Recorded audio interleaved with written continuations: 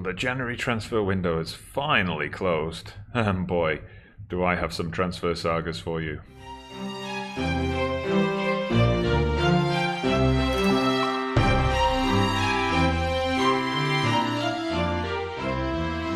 Well, hello there everybody. Merhaba arkadaşlar. Welcome back to the channel. Tekrar hoş geldiniz for another episode of Breaking the Big Three. Today's match will be a cup quarter final away to Trabzonspor. But before that, I've got to bring you up to date on all the action from the January transfer window. Now, initially, you might be looking at this and thinking, well, what transfer action? There's not much going on here. We've had one player come in. We've had a few players go out, mainly loan players, a couple of departures to talk about. It's more about the sales that didn't go through, but we'll get to those in just a moment. First, our only new arrival. We picked this kid up, Oscar, from Spain. We picked him up from Almeria. He's one of those youngsters in Spain who, being at the start of his career, had a ridiculously low release clause. I think it was 1.8 million was his release clause. 1.6 million even. 1.6 million, and my scout said, this guy is great. Now, I did line this deal up much earlier in the year, but we had to... It was like after the transfer window closed, the summer transfer window, so we had to wait for January the 1st to come through. Now, at that time in the summer, we were under threat of losing Gerrit Holtman, so I thought this guy is going to be great to bring in just in case. Now, we have held on to Gerrit Holtman. Of course, his injury, he's only just come back from that knee ligament injury he had, so there was no interest in him over the January transfer window, but I'm very pleased to have this guy. Definitely one for the future. He's got that, look at that acceleration and pace, fantastic for the way we set up with our wingers. 20 determination, and that's at 18 years of age. I think this kid is going to go really far. Driven personality, and I've got high hopes for Oscar. Of the departures, the main two that I need to point out to you, we've lost two strikers. Murat Soylu. Now, this is a guy, he's a bit of a troubled guy, this one. And you look at his career so far. He's been at Galatasaray, he went to Alanyaspor, Trabzonspor, Genclerbirligi. So he's been to three pretty big teams in Turkey, but he's never quite settled anywhere. His first season at Alanyaspor was really good. And then you can see after that, only 2 goals the following season, nothing at Trabzonspor. I thought we'd give him a chance because there are other players who we've brought in like this and they've finally reached their potential with us. But although he got 7 in 13 last season, which is all right, he's just, he's so many problems. He has a bad attitude in the dressing room, so he hasn't played for us at all this season. We sold him to Bursaspor, who of course were relegated last season. As you can see, he's had a fantastic start for them. 7 goals in 4 games. I just hope he doesn't come back up to the Super League with Bursaspor next year and punish us. Also departing, Fatih Aktay. I was in 2 minds about this because... yeah, he's always been a decent player for us. He's always done a job when required. I mean, he's never led the line, but he's done a good job. When we've used him in cup games, he's always played well. It's just that he dropped down to, like, compared to the rest of the squad, he dropped down to 2-star ability. And he only had 6 months left on his contract. And Besiktas came in offering almost £1 million. It will rise beyond 900,000 with clauses. And I thought, for someone who's probably going to walk away in the summer, it was just too good to turn down. Onto the transfer sagas I alluded to in the intro there, and this is where things get quite interesting. We've reached a point now where we are the biggest team in Turkey, but we're not there in European terms. So there's plenty of interest for our players. That interest is now not only being shown in our top players, but also in our reserve and backup players. There's a lot of interest coming in for them. So this transfer window was particularly slow. I did say in the previous episode I was going to come back for the Copenhagen Europa League game. I've come back earlier than that just because it took so long to get through the transfer window. Every time I hit continue, there was another offer coming in. There were certain players were attracting a lot of offers, and I'll just go through those with you now. On the defensive side of things, Stevan Savic, lots of interest in him. Ben Shields also attracted a lot of interest. And then we had Hüseyin Güneş, an insane amount of interest in him. Bids from all over Europe. It was ridiculous. And then my 2 left-backs, Neil Tom and Yusuf Ajer. Stefan Savic, though, luckily, he was the only one who came out of this unhappy. Like it wasn't that he wanted to move, it's just he felt he deserved a new contract based on the interest in him.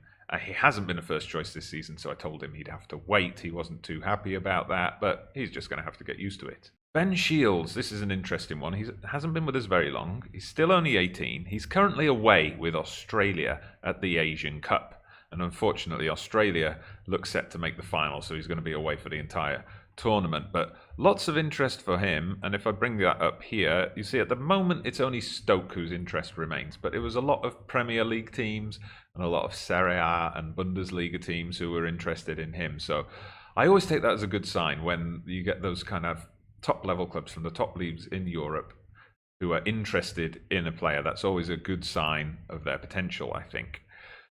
Neil Tom, also probably slightly smaller clubs, like more kind of championship level clubs were interested in him.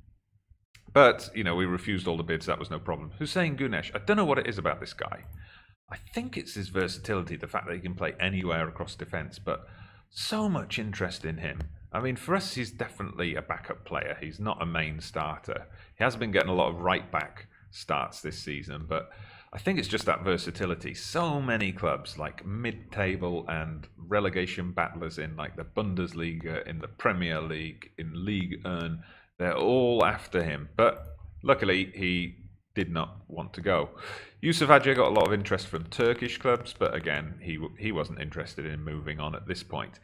Now we get into the midfield, and this is where things start to get quite interesting. Two players that attracted quite a lot of attention in the transfer window, Evren Şengül and Sipo Mosameng. Both of these players came and talked to me ahead of the January transfer window to talk about the potential interest in them and how they'd like to move on. With Mosameng, I talked to him and I said, I'll only let him leave if a decent offer comes in. And of course, he asked, well, what do you consider a decent offer to be? I said £15 million. And he said, that sounds fair. Interesting. If you listen to the 5-Star Potential podcast, and if you don't, I recommend that you do. It's probably the best football manager podcast out there. They were talking about bugbears this week, and they talked about this a little bit and how it annoys some of them that the players, you suggest a value and they just say, oh, that's ridiculous or something like that. So in this case, it was a pleasant surprise that he agreed that the 15 million valuation was fair, especially as his market value, according to the game, is only 6 million. And then the offers started to come in. Wolfsburg were particularly interested, I think, if I bring that up here. Oh, no, it's Arsenal now. Arsenal are interested. They didn't actually bid for him. It was Wolfsburg and Marseille who were bidding for him. And they were well below 15 million. They were bidding around 7 million, 8 million, something like that. And I held firm at 15 million. They kept breaking off the talks, coming back with more offers later on. I was waiting for Mosameng to get unhappy about it, but he never did. So for once, this feature of the game worked. And then come the end of the transfer window, he said he's no longer after a move because it seems the clubs that initially caught his eye are no longer interested in him. Evren Şengül, now back in the summer, a similar thing with him. I said I'd accept any bids in the range of 12.5 million, I believe it was. This time I told him, we've got a good chance to qualify for the Champions League next year, so stick around for that. And he said, okay, but if we don't qualify for the Champions League, I'm off. When the bids started to come in for him, I got that little red paragraph saying that he was interested in a move and he wants to discuss terms. So, again, much like with Mosameng, I held firm. I put a 15 million price tag there and I would not budge below that. I was adding in some clauses and things, and this one was very annoying though, because particularly on transfer deadline day, Monaco, they were bidding like 6 million, 7 million, and I was holding fast at 15. They would break off talks, and then I clicked continue, and an hour later in game time, they were offering another bid. That made deadline day very slow. In the end, they did offer 14 million, but I never got to see that offer in detail because the board went over my head and accepted it. However, I did get that option to remonstrate with the board. So in I went to the boardroom and I made my case. I said, Evren is the captain of the team at the moment, even though he's only 21. He was chosen as the captain at the start of this season after Lucas Claro left. And I made the case, this is the captain. He's loved by the fans and it's going to send out the wrong kind of message. Wrong kind of message to our fans, wrong kind of message to our rivals if we let this guy go. And thankfully the board agreed. And even better, Evren Şengül did not say a word about it. He did not come up to me saying, I can't believe you blocked my move or anything like that, especially if it was Monaco, and that was the team that prompted him to come and speak to me in the first place. He's still wanted by Monaco. Probably, we might well end up losing him in the summer. We'll just have to wait and see. However, one thing I would say about Evren Şengül, he is a great player. He is a great player. He is, after Holtman, the best player in our squad. However, he's been out injured recently, and what's been really great has been this guy, Fatih Turk. He has been in fantastic form while he's been covering for Evren Şengül. I mean, you can see he's getting the goals this season. He's scored 10 goals already this season off 19 starts. He had a brace in a recent game. And he's just been in really good form, and I've been really impressed. And I actually think if Evren left, I would be looking then not to replace Evren. I'd be looking for a backup to Fatih Turk. Also in really good form is Etienne Bessé, the Belgian striker. He's really, in the last few weeks, really started banging the goals in. I mean, okay, there's been a couple of gaps, but we see here he's scored 5 in his last 4 games, so that's pretty impressive form. And just all round, he's been really good. He's been much more consistent than Gustafsson. And at the moment, I think he's possibly going to keep Gustafsson out of the team very soon. So now time to bring you up to date on the results we've had since the last episode. So I believe the last episode would have been way back when we got knocked out of the Champions League by Leverkusen. So since then, we've played through a few league games. Now, of course, we did show you the result of this one as we were waiting for the Europa League draw, the win over Göztepe. In the Cup, now we are focusing on the Cup today, we completed the job against Yirmidort Erzincanspor. Very easy win there. We then got Denizlispor of the First Division, or Birinci League, as the Turks call it, either end of the mid-season break. That was a fairly straightforward aggregate win. Trabzonspor in the quarterfinal. We've already played the home leg. We won that 2-0. It was a late goal from Mehmet Erdogan, which gave us that second goal, that a bit more of a cushion. So I am expecting to go through today, but you never know with Trabzonspor, and it's away from home. If they get an early goal, we could be up against it. In the league, though, it's been going great guns. You can see it's all green. We've just been winning. Konyaspor, we beat them 2-0, despite the fact that we had Neil Tom sent off. After he was sent off, Mosamang added a second goal, and, it was never in doubt. Adanaspor, we got a 3-1 win here. It was 1-1 at half-time, but I just, gave the players a bit of a assertive team talk, and they came out, dominated the second half, and we added 2 goals for a comfortable 3-1 win. Then we had this run of 2-0 victories coming off the winter break. So a 2-0 win over Osmanlıspor. There you see Bessé got the brace, early goal and a late goal. Fantastic stuff. Then Ümraniyeспor, this time Fatih Turk with the brace. 2 goals in the first half. Fantastic stuff. Just really happy with the way he's been playing recently. And we've just played Sivasspor in the league. It was a 1-0 win. This one was a crazy one. I'll just bring this up for you. You see Evren Şengül got sent off very early on. After 20 minutes, he got sent off. It looked like then it was just going to fizzle out to a 0-0 draw. There wasn't much happening at all. And then Bessé, who I brought on as a substitute, he scored basically with the last kick of the game. Fantastic that we managed to keep our win run going. Now, if you remember, we had a Sivasspor featured in an episode earlier in the season. That's kind of why I didn't feature them in today's episode, although with the way that game worked out, I wish I had. When we played Sivasspor at the start of the season, that game allowed us to set a record for Genclerbirligi, an all-time record for the club of games unbeaten. The second time we played Sivasspor, now we've got to go right back to Başakşehir in September for the last time we lost in the league, and since then it's all green. The red ones there are Champions League games. We've won every game in the league, and that win over Sivasspor, I think, was our 14th consecutive win, the news item said, which is a Super League record. Anyway, today we are playing Trabzonspor, as I said, in the Cup quarter-final, and I'm putting out a pretty strong team here because, I'm wary of the fact that Trabzonspor, they're playing well this season. They're 4th in the league. I'll show you the league table after this match. Sorry, I forgot about that. They're 4th in the league, so they're playing pretty well this season. We can't go here putting the reserves out and expecting just to breeze through. So it's Utku in goal, Savic and Antov in the centre of defence, Özgür and Tom in the full-back positions, Gökhan, Van de Gen and Salih here in the middle of the pitch. We have had some injury problems, if I just scroll down while I remember that. Mosameng is currently out, 3 weeks with a twisted ankle, 3 weeks till he comes back. You'll see Samed Kilic is just recovering, 5 more days out for him, so I don't want to risk him today. Pimenta, if you remember, we signed him in the summer. He was on loan at Umraniyespor, but unfortunately, while he was there, he got a torn calf muscle, so I decided to bring him back to the club to do his rehabilitation here. Omer Korkmaz has also been out injured. So we've been struggling in the midfield positions. What also hasn't helped is, as well as Ben Shields, Waco is off at the Asian Cup with Japan. Japan are also in the semi-final stage, so he's probably going to be gone for another 10 days or so. So it's a bit of a makeshift midfield. Farty, and I'm giving Oscar a game. Gerrit Holtman is back from injury, but I just don't want to risk him. The physio said don't give him more than 45 minutes, so I might look to bring him on in the second half, and I'll let you guys have a look at what Oscar's like. And Besse up front. Besse has been the man in the cups, so we're going to stick with him. Okay, so it's match time, and you see here, both Trabzonspor and Genclerbirligi have got the same basic shape. We'll see how this goes. Team talk time. I'm going to tell the boys that the first leg means nothing. Just get out there and do the business. Okay, so question there about our goalkeeper, who is on a good run of not conceding a goal. The rain is coming down here on the Black Sea coast up in Trabzon. And beautiful area of Turkey. I've never actually managed to visit Trabzon in the time I lived in Turkey.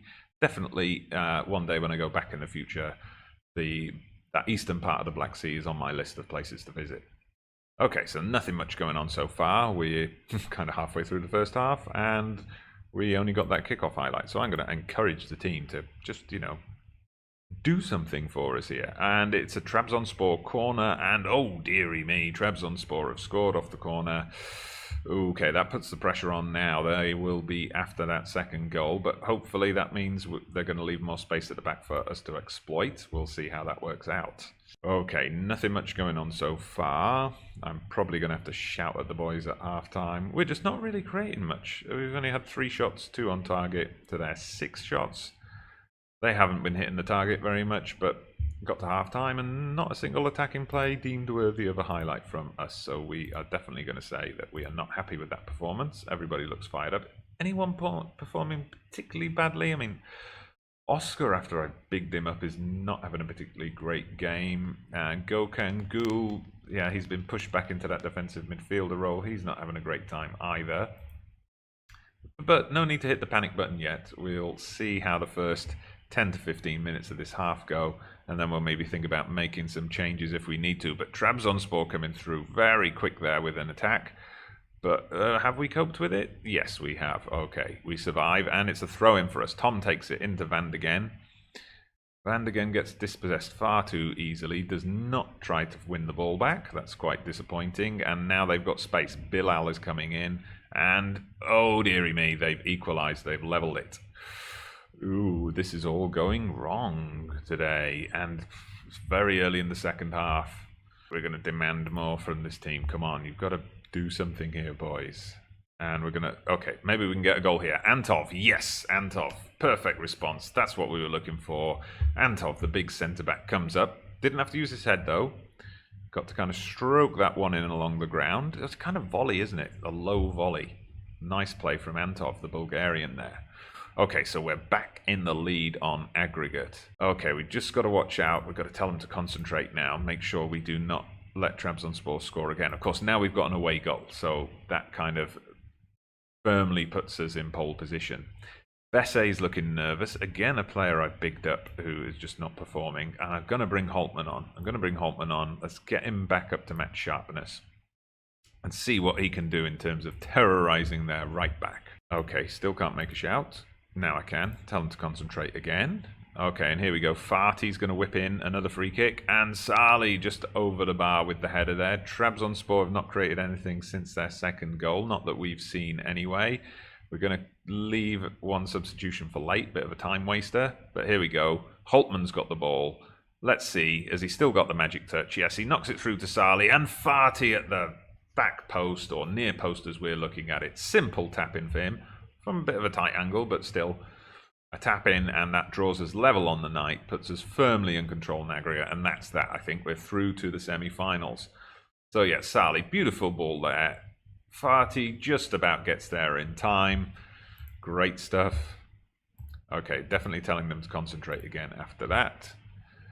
just to be cautious. I mean, stranger things have happened in football, but I don't think we're going to lose it from here. Trabzonspor, though, with a corner. Oh, and it's blocked by Utku. Bit of a goalmouth scramble. And that's gone out for a throw-in. All right. Good stuff, good stuff. And surely this is going to be the whistle here. I think this is going to end a winning streak for us in the Turkish Cup, though, because, of course, we've won the Turkish Cup, 2 years in a row now? And we have quite a lengthy run of wins going right back up to, I think, when we lost to Galatasaray in the final a few years ago. But, okay, we get the 2-2 draw. It's good that we managed to fight our way back into that. But I'm still going to tell them that we got away with that today. Salos Genfati Turk looks confused. Well, fair enough. You did score the winning goal. So I'm going to tell you that I'm very proud of you, boy.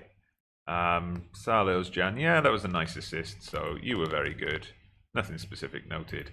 Okay, and we'll leave the match there. So here you go. There is actually a record going on here. We've broken our own record. That makes it 24 games unbeaten in the Turkish Cup, which is quite ridiculous. I think, if I'm just going to bring the fixtures up for that, let's have a look. So last season, of course, we won the Cup, beating Başakşehir in the final. Back in 2021, we also won the Cup. We beat Trabzonspor in the final that year. Back in 2020, that was our last defeat in the Cup. We made the final that year again. We lost to Galatasaray in the final. So we're unbeaten in almost 3 years in the Turkish Cup at the moment. I see here the other matches are still to be played. They're going to be played across the rest of the week, spread out over 4 different days. So we're going to play the winners of Kayserispor and Antalyaspor. On the other side of the draw, Galatasaray is still in there, but I would fancy our chances here of winning the Cup for a 3rd year in a row. And let me show you the league table while I'm at it. So you see there, 20 games played. We've won 19 and lost 1. So we're in absolutely phenomenal form in the league. Fenerbahce have been slipping up to the point where we now have a 13-point advantage past the halfway point in the season. We have a match with Fenerbahce coming up. It's sandwiched between those Copenhagen Europa League games. So the next episode is going to be the league game with Fenerbahce in the 2nd leg of our Europa League tie with Copenhagen. I think if we beat Fenerbahce in that game, and then we're possibly looking at a 16-point gap, and then you've got to say it's all over from there.